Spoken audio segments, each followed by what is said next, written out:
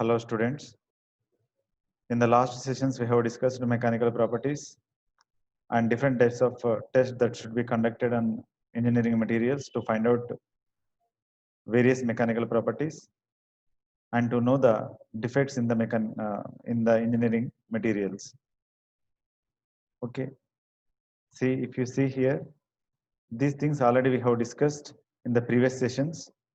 That is mechanical properties that are nothing but the behavioral aspects of materials under the external loads, and we have discussed various tests, that is destructive test and non-destructive test, and we have discussed in detail regarding destructive and non-destructive tests.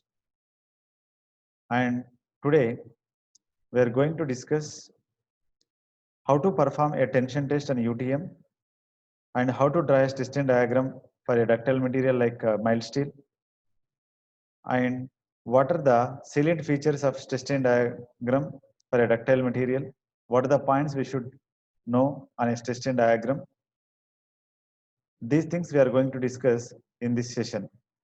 So we are going to discuss tension test procedure on UTM and testing diagram for mild steel and the features of testing curve for a ductile material. That means the salient features, different points on the testing diagram will be discussed in this session. And at the end, we will discuss the procedure to conduct a compression test on UTM, that is universal testing machine.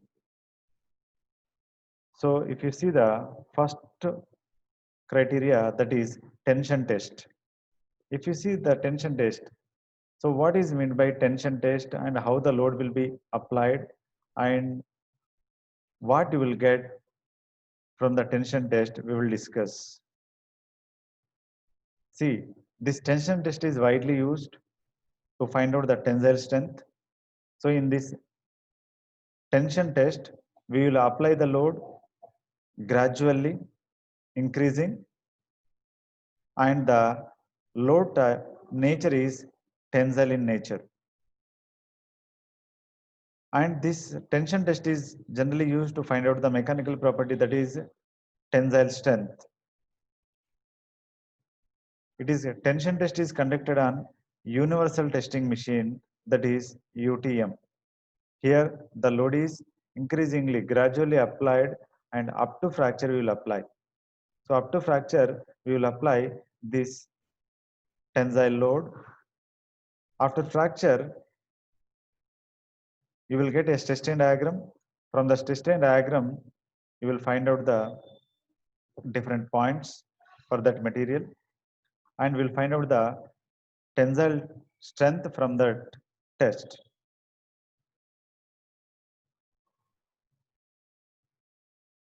If you see this is the universal testing machine. So you have to draw a line diagram of universal testing machine, and you have to find out different parts of the universal testing machine.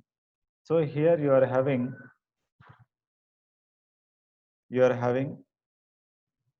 this is the gauge. We can see a dial gauge you are having. You can see how much load is applied in this dial gauge, and you are having two knobs for applying the load and releasing it, and for gradual applying purpose. And you are having an attachment to get the testing diagram. And here you are having a oil tank which is used for this hydraulic power. So here we are applying the hydraulic load onto the specimen. So you are having two jaws, lower jaw and upper jaw. If this upper jaw is fixed and this lower jaw is moving, and when you load the component here and when you apply the load, so it will be moved slowly downwards, so automatically the tensile force will be developed. So at the end it will fracture, and from that one you will find out the tensile strength of the that material. Okay, so these are the main parts, generally main parts of a universal testing machine. And this universal testing machine used to find out the tensile strength, compression strength, shear strength of different materials. So before going into tension test, we have to prepare a specimen. So what is a specimen? So which is used for the testing procedure. So first we have to prepare a specimen to conduct a test.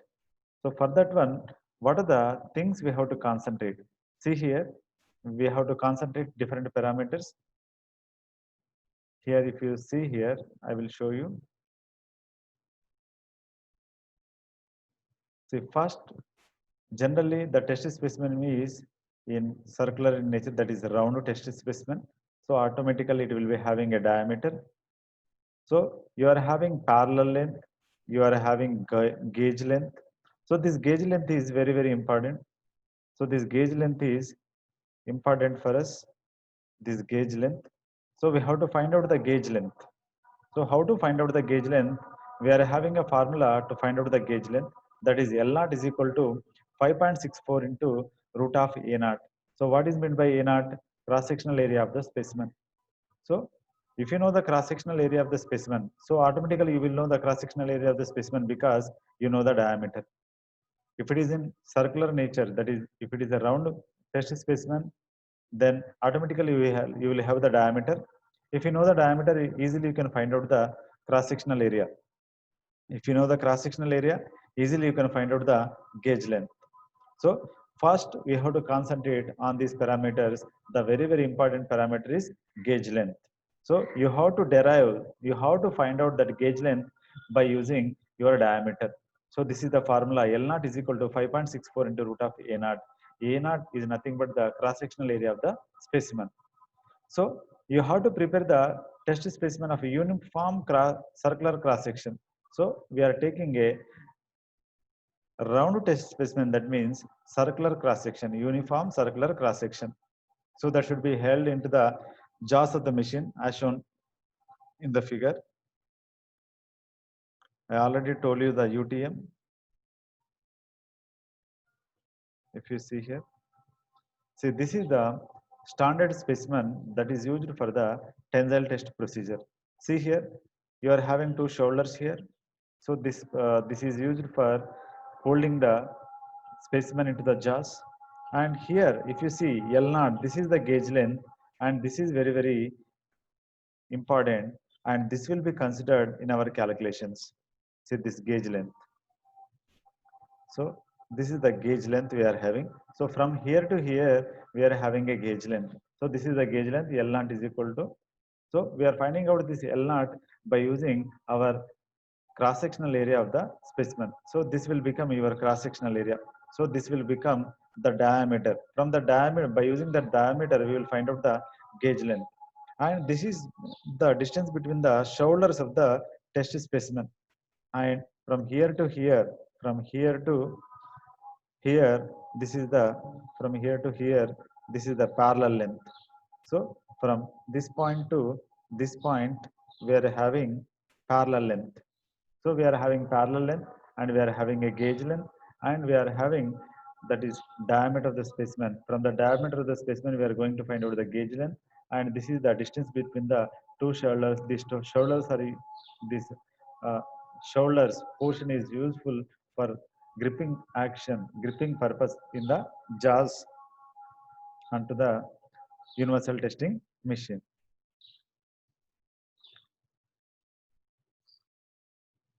See this one. So UTM with specimen. So already we have discussed. So this is the hydraulic tank. So hydraulic fluid will be pumped to this pipes or nozzles to the chamber, where it will be exerted the load onto the workpiece. That means specimen. Here you are loading the specimen like this. So when you apply the load, what will happen? This is fixed, and it will be it will move down. That means it is moving down. When it is moving down, what will happen? So the specimen is subjected to tensile force, and if increasing the load, after some time, what will happen? it will undergo fracture. So you are having you can find out different readings here, and you may have the attachment here. Okay, from this one we will find out the tensile strength. So how to perform a tension test on a UTM? Okay, so we are having different points to find out the tension test on a UTM. So what we have to do first? First, we have to prepare the specimen, and after preparing the specimen, you have to fix the specimen onto the UTM as shown in the figure. So what we have shown just now, so you have to fix the specimen onto the UTM and attach the extension, and load is applied gradually up to fracture. So what we will do? So what we will do? See, load is applied gradually up to fracture. So first we have to load the specimen. That means you have to fix the specimen and you have attach the extensions. And next load is applied slowly up to fracture. That means gradually the load should be increased. And the force is indicated on the calibrated dial. Already I showed you, you are having a big dial. There you will see the force, that is load applied in kilograms, kgs or newtons, like that. Generally it will be in kgs. Okay, that one that should be converted into newtons later.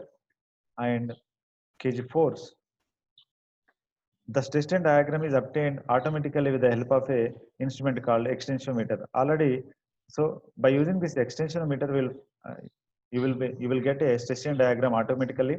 Based on that Stetson diagram, we will have some different points for that material. That means different points when you apply load from 0 to certain load, while the load is increasing up to fracture, how it behaves. So how the material behaves when you are loaded from 0 to a certain value up to fracture, that can be drawn onto the Stetson diagram automatically. This Stetson curve is obtained from Miles Jones figure. So these are the main points. I am repeating once again. See here. So first we have to prepare the test specimen for to conduct the tensile test. So later you have to fix the specimen onto the UTM and attach the extensions.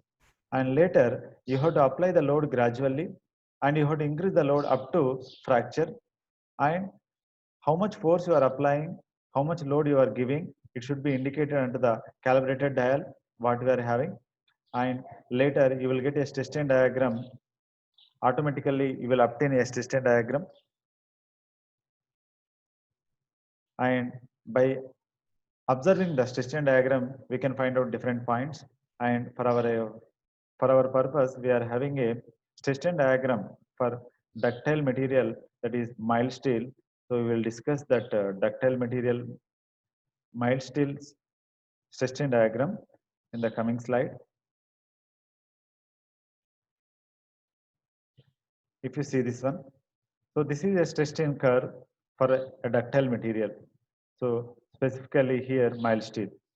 So mild steel, we know that it is a ductile material. So if you see here, we are taking the strain onto the x-axis and stress onto the y-axis. So if you see the diagram, you are having different points A, B, C, and D. So these are the different important points on the Stetson diagram. So what is A and what is B and what is C, what is D and what is E, we will discuss. So A is nothing but, it is nothing but proportional limit, and B is the elastic limit, and the C is the yield point. And if you see the D, at a D you will get the maximum strength, and after that you will at E the complete fracture will occur. Okay, so these are the main points A, B, C, D, and E. So every point is having its own significance. We will discuss one by one what is meant by, that is proportional limit, elastic limit, or yield point. Okay, so these things we will discuss. If you see here, so we have drawn different points onto the Stetson diagram for a mild steel. So what are the different points we are having in a strain curve? First one is proportional limit, second one is elastic limit, and the third one is yield point, and the fourth one is ultimate tensile strength, and the last one is breaking point or fracture. So first one, A is nothing but proportional limit. So up to A, so the point A is called proportional limit because why we are calling this as proportional limit, we will see in the coming slide. And the second one is elastic limit. What is meant by elastic limit? And what about this yield point? What indicates, what is meant by yielding? Okay, these things we will discuss. And ultimate tensile strength. What is meant by ultimate tensile strength? And the breaking point. That means fracture. So the rupture will take place at point E. So these things we will discuss.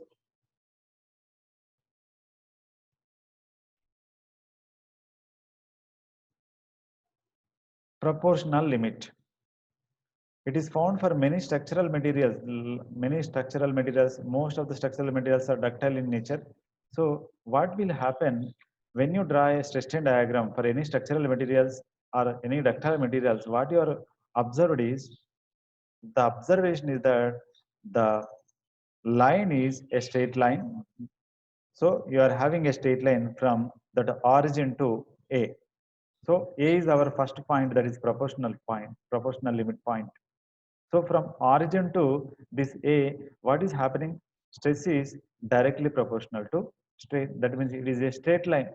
So if you increase stress, what will happen? Strain is increased. So stress is directly proportional to strain.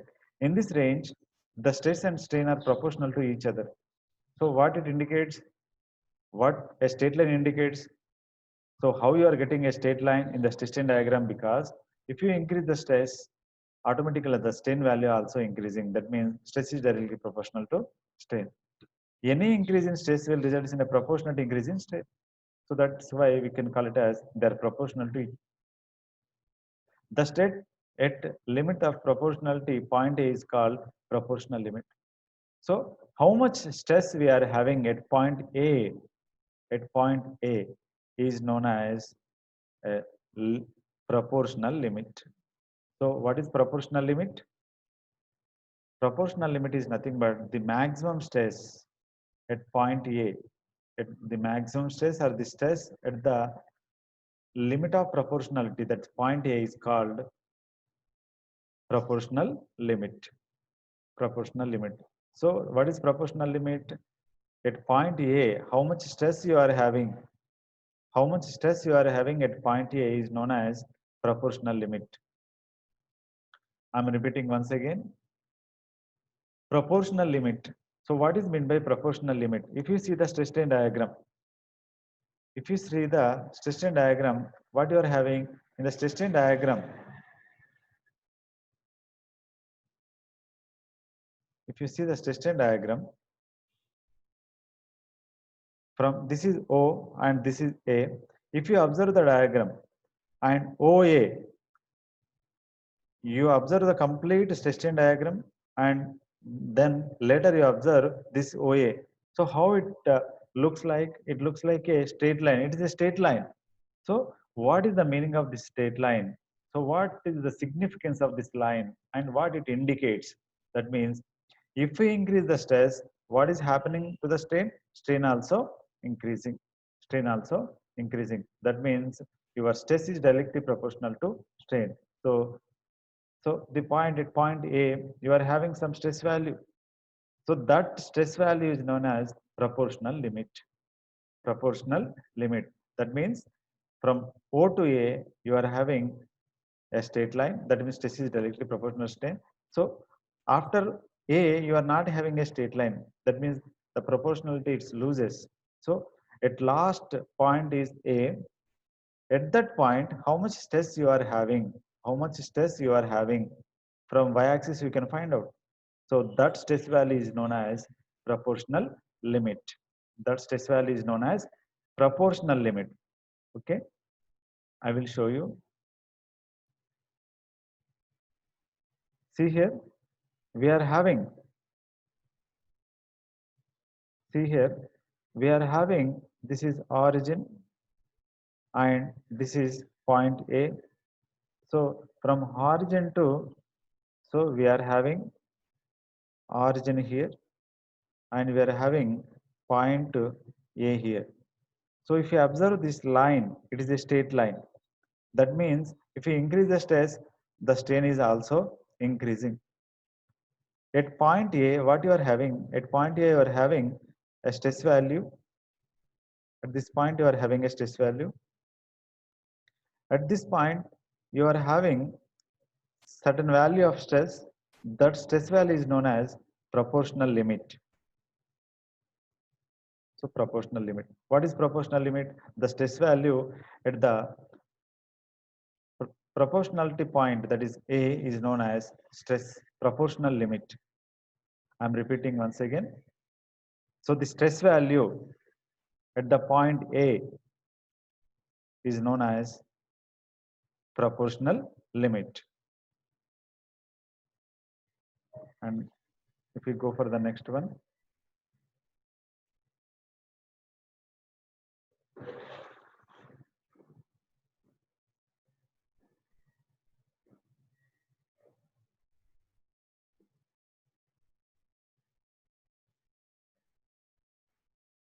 elastic limit. So what is meant by elastic limit?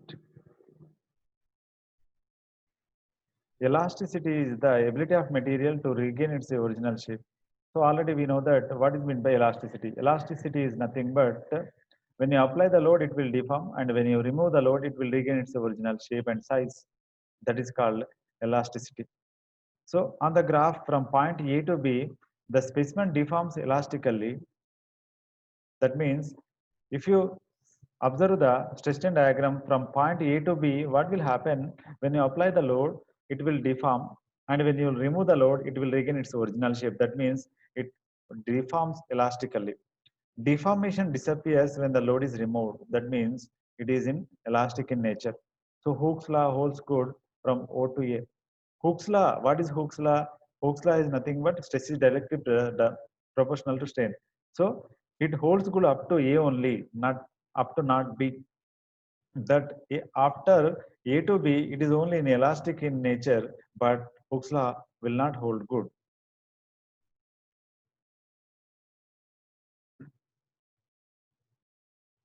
So Hooke's law states that within the elastic limit, stress is directly proportional to strain. Already we know that. The ratio of stress to strain within the elastic limit is known as modulus of elasticity or Young's modulus. This is very, very important. So what is E, capital E? What is Young's modulus? What is Young's modulus or modulus of elasticity? So the ratio of stress to strain within the elastic limit. So within the elastic limit, stress to strain value is known as modulus of elasticity or Young's modulus. So what is Young's modulus and what is modulus of elasticity? Both are same. Okay.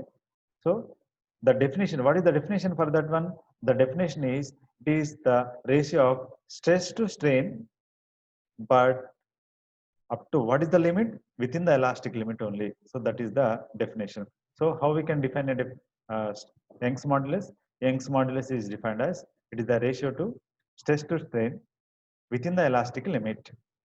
Then we can call it as Young's modulus or modulus of elasticity. Very, very important one, this one.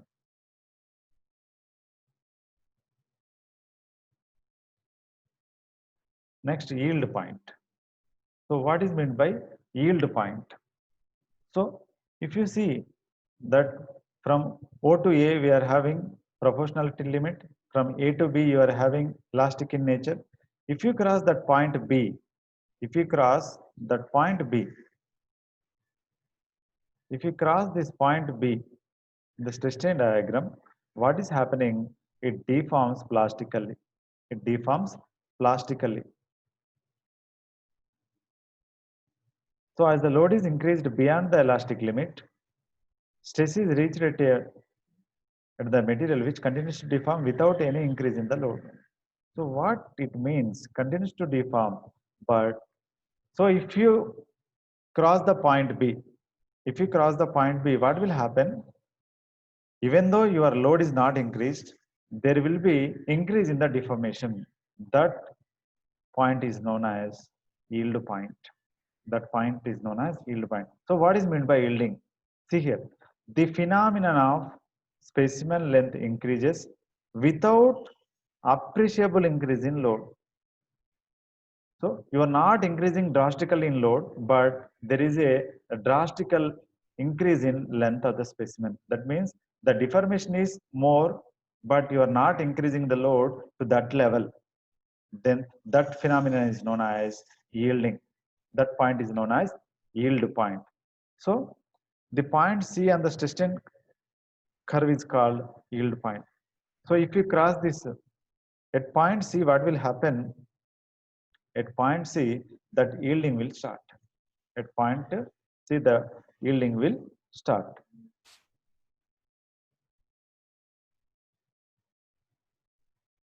Next, as the load on the test specimen increase, what will happen? The strain also increases. The point D on the stress strain curve represents the ultimate tensile strength, which is very, very important in the design of components.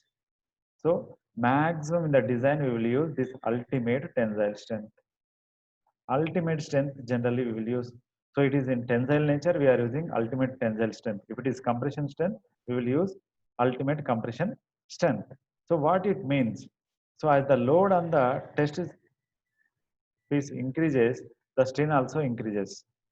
So the ultimate tensile strength is nothing but the maximum stress. That means the stress at the point D, which is the maximum stress in the specimen without fracture. That means it can able to withstand without fracture. So that's why we say that we will define that ultimate tensile strength. So what is ultimate tensile strength? The maximum load that can bear without fracture is known as that load is known as its ultimate strength. So if it is a tensile test, if it is a tensile strength, if you want to define, so the maximum load, the maximum tensile load it can bear without fracture is known as its ultimate tensile strength. So tensile strength is not, ultimate tensile strength is nothing but the maximum tensile strength that can bear without fracture. You should remember without fracture. So the ultimate tensile strength is therefore maximum stress developed by the material on the original cross-sectional area. Okay. So you are having original cross-sectional area, that is load per area, that gives the strength value here.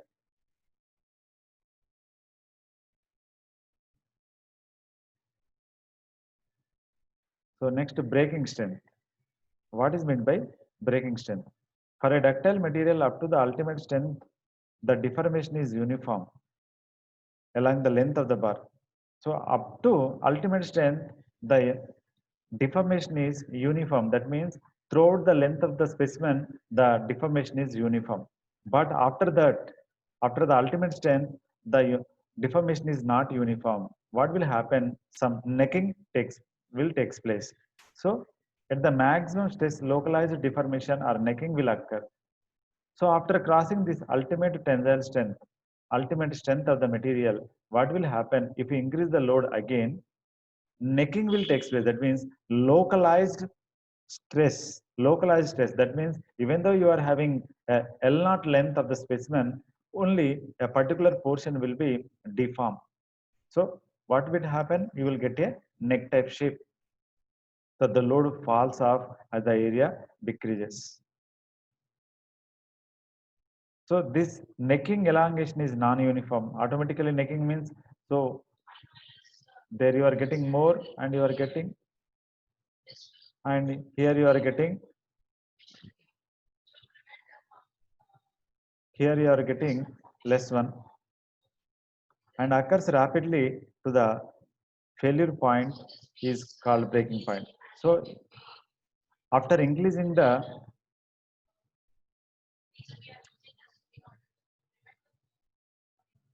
so what is this breaking strength? So if you go on increasing the load after the ultimate strength, what will happen? You will get a necking will takes place in the specimen. That means necking is nothing but localized stress deformation. Because of the deformation, only you will get localized deformation. At particular point, you will get the deformation. So because of that, you will getting neck, neck shaped deformation. The load falls off as the area decreases. So what will happen? The load is more, and but the area is less, is as it is going for necking up. So what will happen? Due to this necking elongation, there is a non-uniform deformation occurs rapidly at the point of failure E, the breaking point. So because of the area cross section is decreasing, what will happen? The neck, because of the necking place, so it will break at that point. So first initially it will form a necking, and when you increasing the load, so automatically it will fracture. That is known as breaking strength. So the maximum load that are you applying at the necking portion is known as nothing but breaking strength.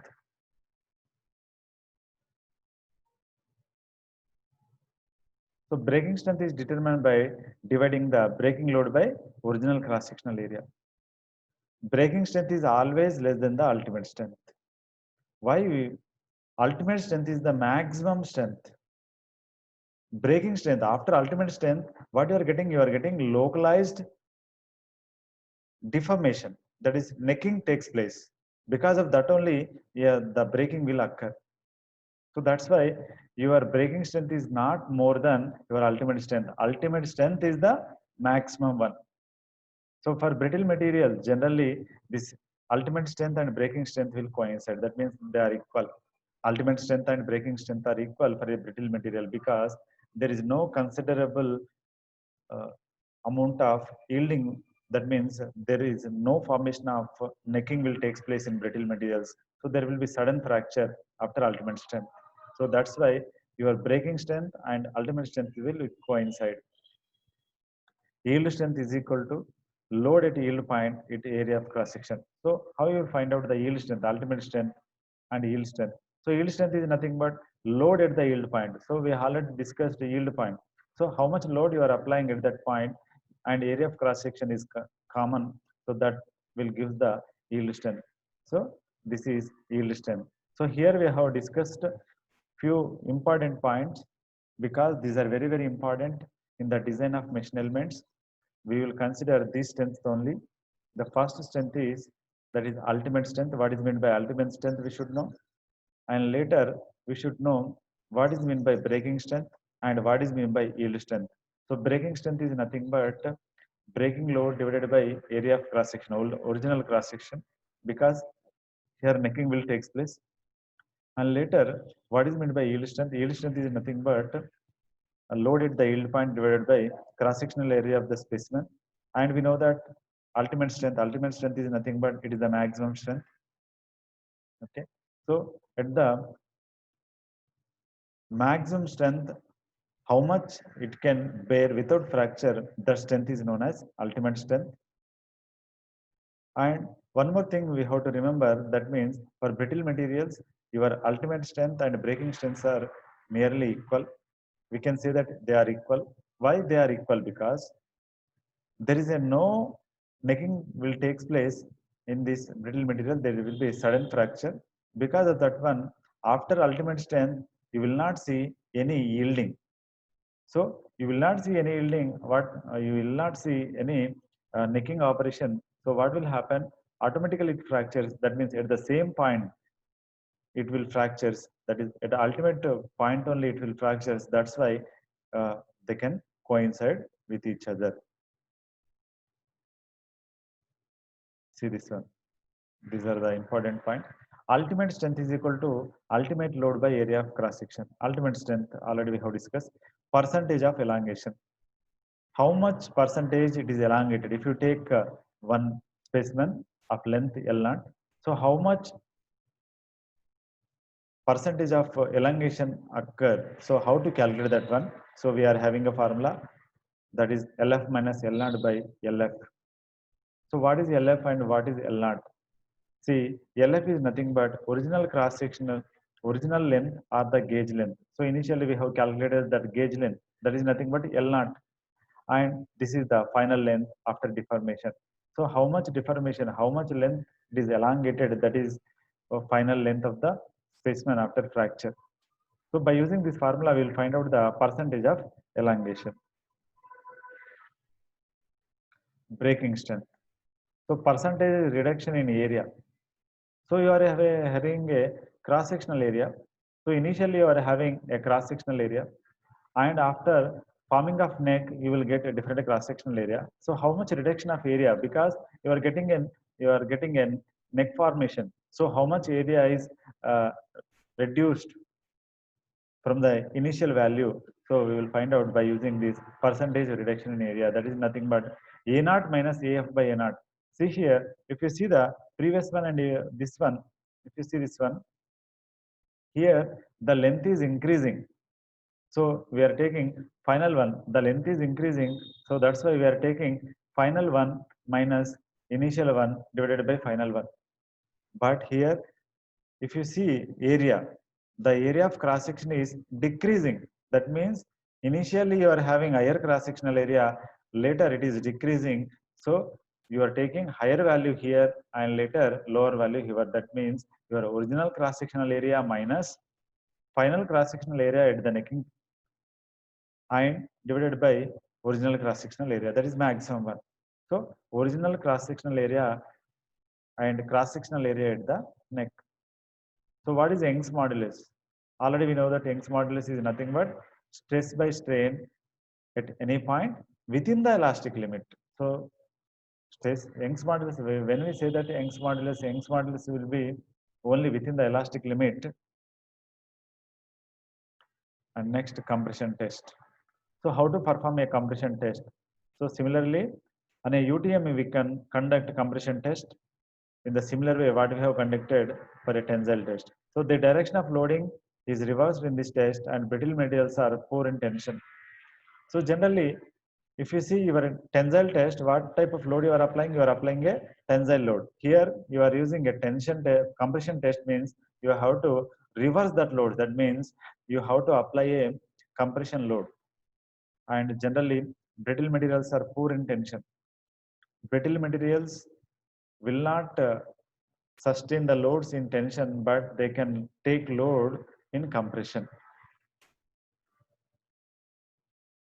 If you see this one, brittle materials are more better in bearing compressive stresses, but they can bear compressive stresses very easily.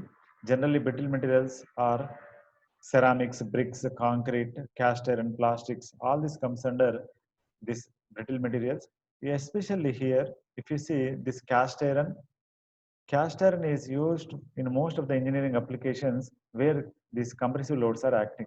If you take a lathe machine bed or any machine tool bed, it will be made with cast iron because it can take this compression load and it can withstand the compression load. That's why we are using cast iron beds.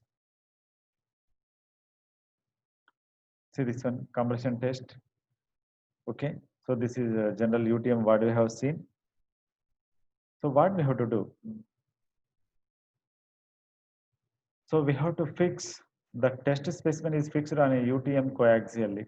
So you have to fix the specimen and you have to apply the compressive load gradually. So a strainometer is attached to, to measure the length. That means change in length. Loading will be continued until the fracture will take place.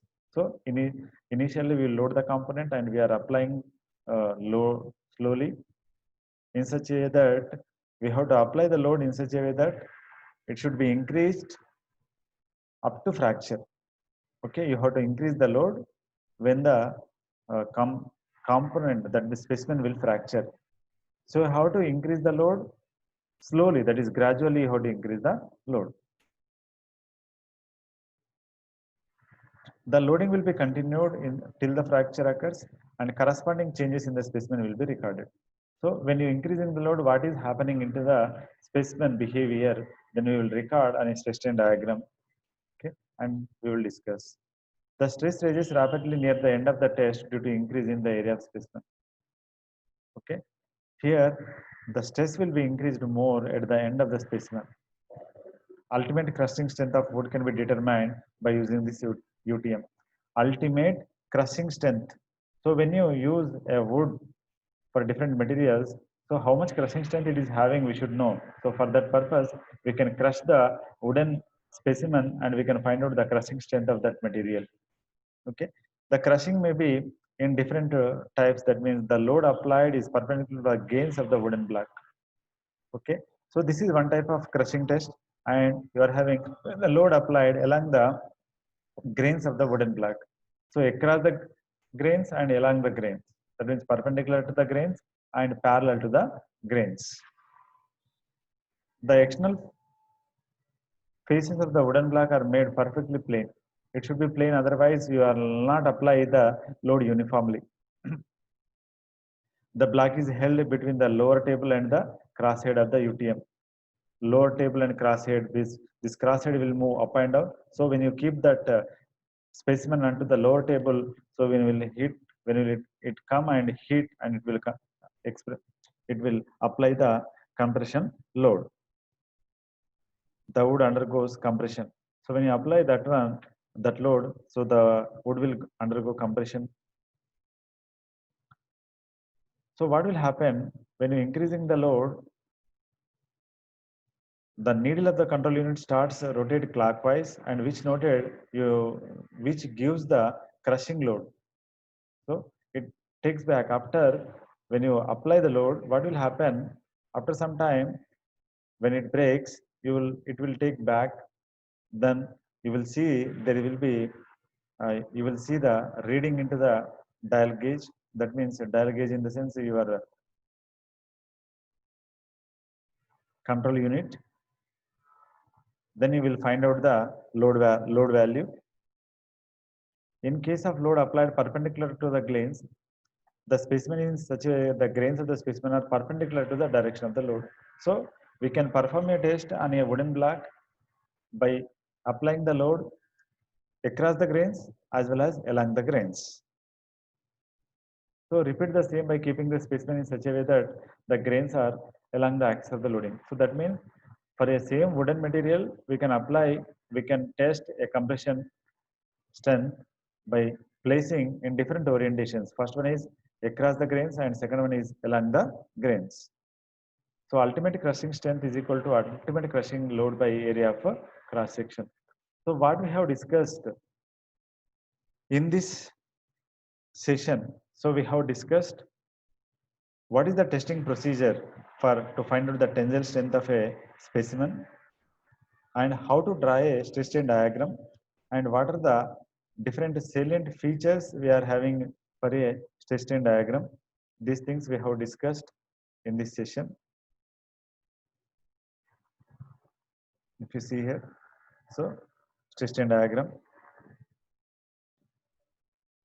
various parameters such as modulus of elasticity, percentage of elongation, percentage of reduction.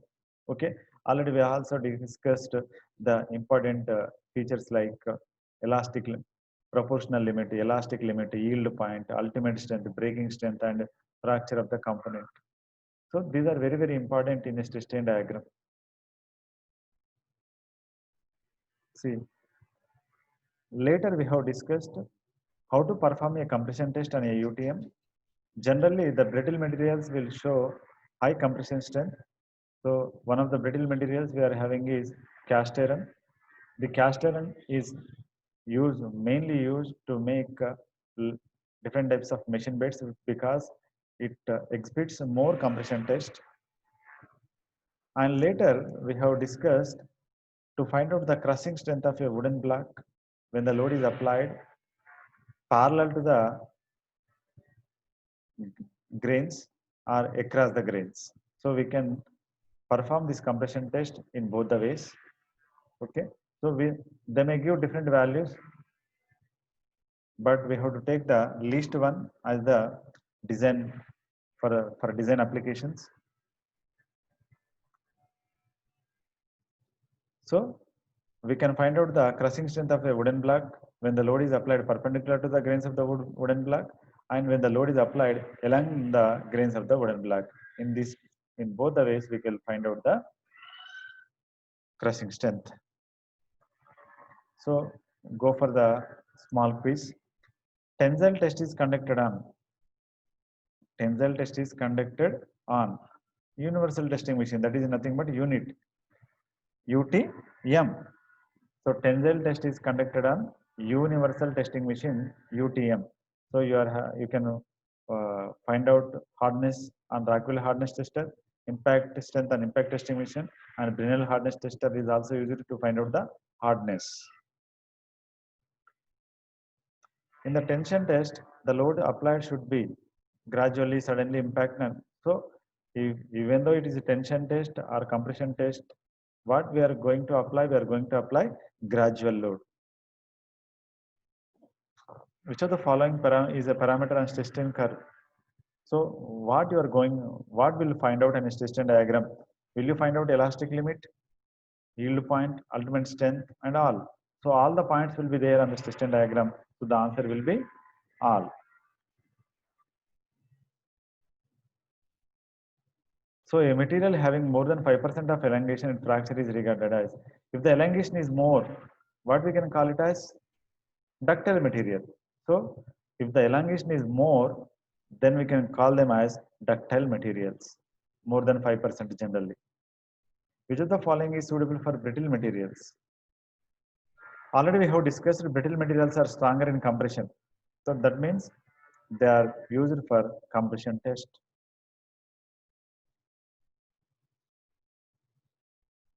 Units of ultimate crushing stress.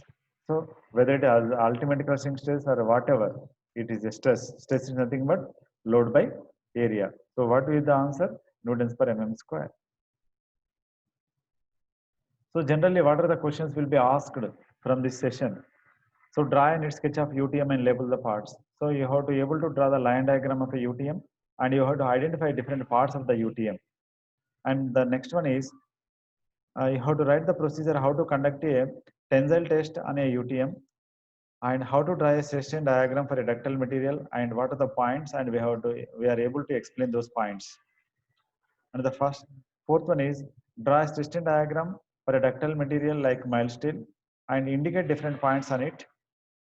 And what is mean difference between a proportional limit and elastic limit, and what is meant by yield point and what is meant by yielding, and how you will define ultimate strength. So this is the maximum strength which can bear without fracture. So define ultimate crushing strength. So what is meant by crushing strength, and define ultimate crushing strength. So where you will get this crushing strength in the compression test. So hydraulic loads are applied in compression test. Why we have to apply hydraulic loads? Because they can exert more pressure, more load in. That's why we are using hydraulic loads in compression test. Because compression test we need more loads, so that's why we are using hydraulic loads. Explain how compression test is conducted on UTM. So what is the procedure? How to conduct a compression test on UTM machine, universal testing machine. So with this one, we are closing today's session.